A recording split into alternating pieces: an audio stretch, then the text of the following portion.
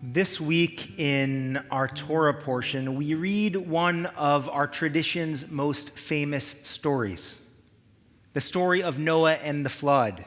You all, of course, know what happens, right? Noah, our hero, he saves the world by building an ark and by taking a male and female from every species to ride out the flood and to repopulate the planet once the waters recede.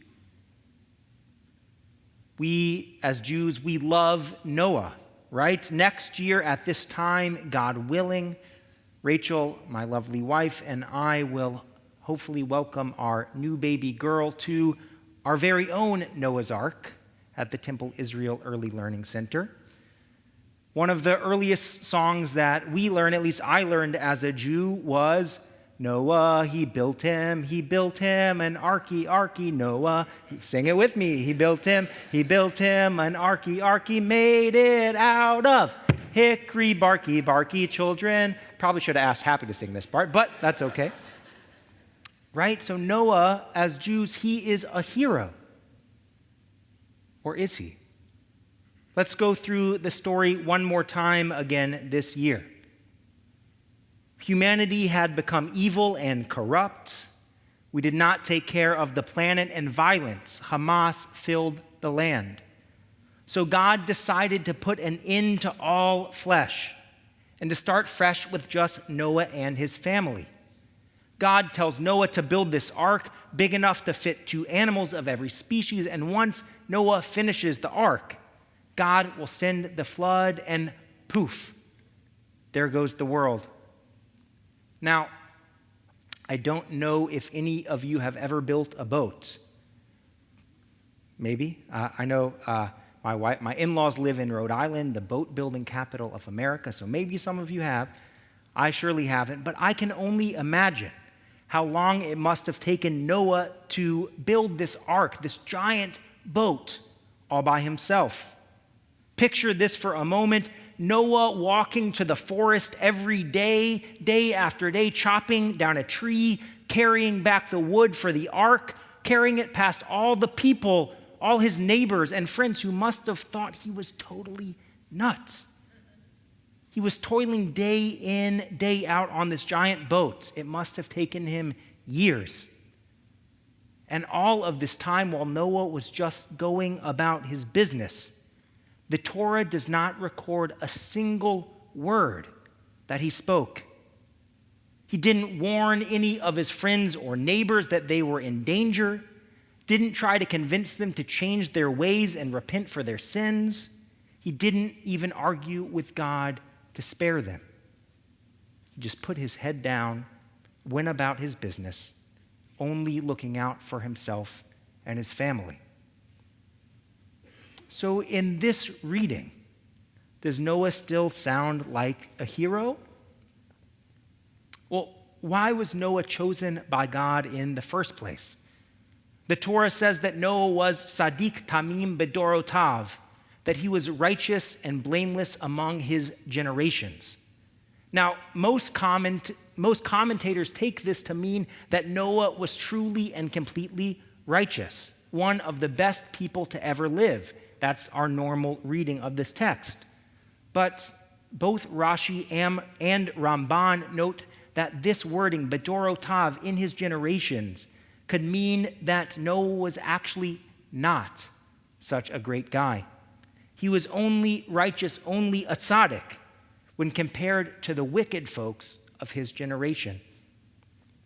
In a generation full of righteous people, Rashi says, like that of Abraham, Noah may not have seemed righteous at all. How good could he have truly been if he was too afraid to speak up in the face of injustice? If he saw his fellow people, his neighbors, under threat, and he didn't speak up at all to help them?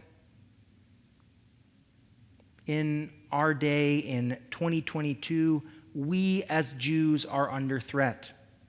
And who is speaking out to help us?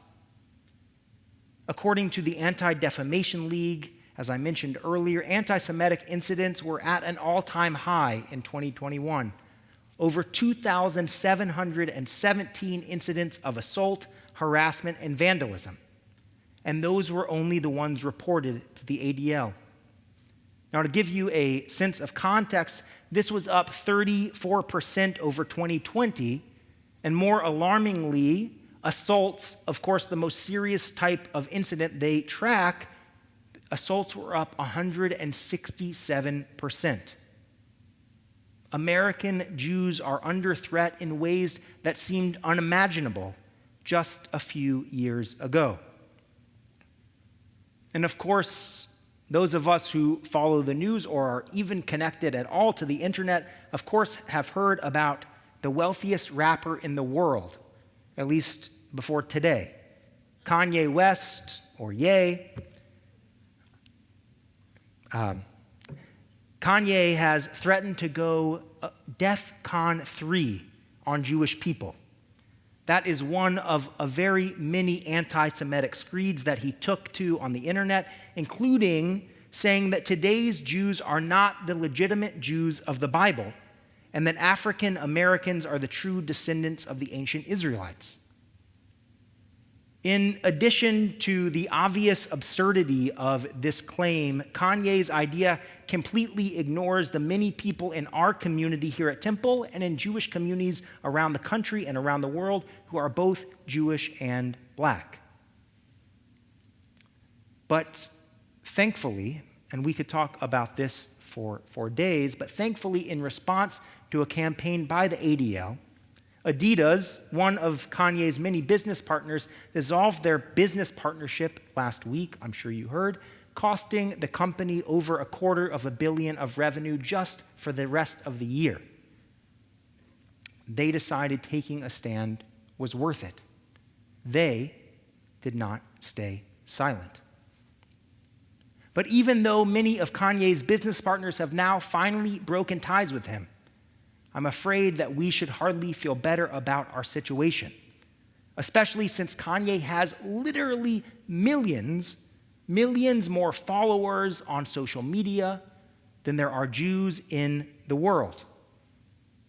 But even more alarming than Kanye and his followers, anti-Semitism, of course, is becoming more and more mainstream on both the right and the left, more accepted in our mainstream discourse, and the problem is that too few Americans are speaking up and speaking out. Like Noah, they are keeping their head down because we as Jews are just a couple % of the population, and this does not affect them or their families.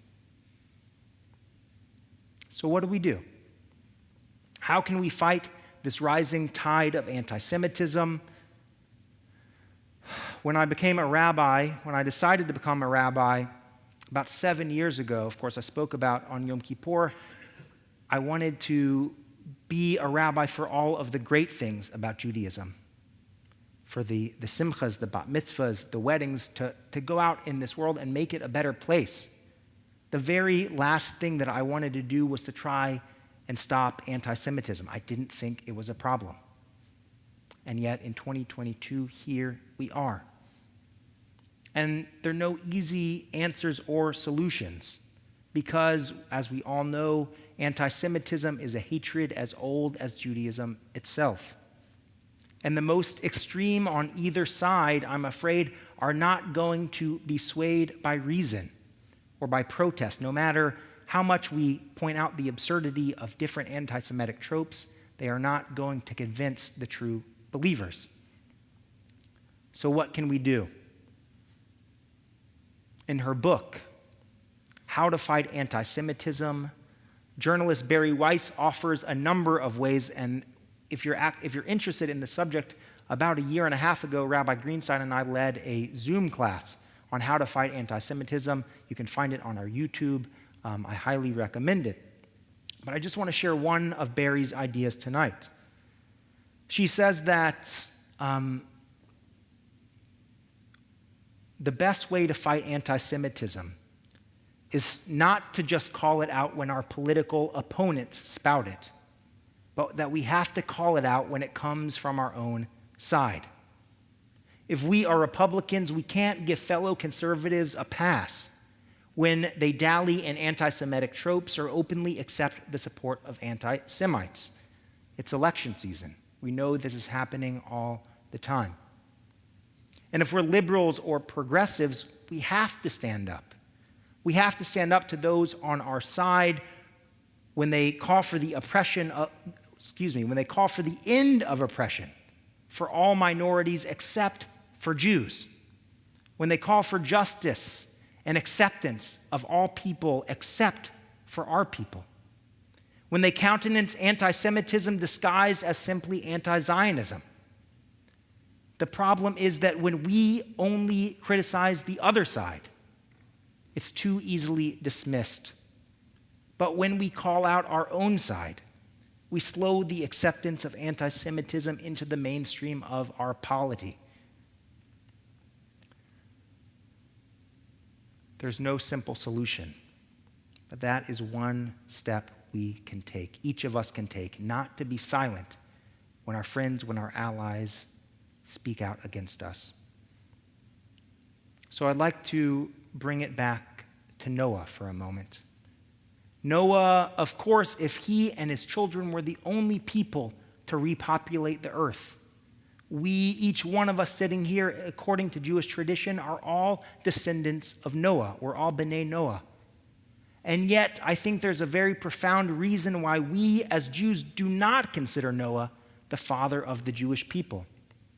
And that is because Noah did not speak out against those who were under threat.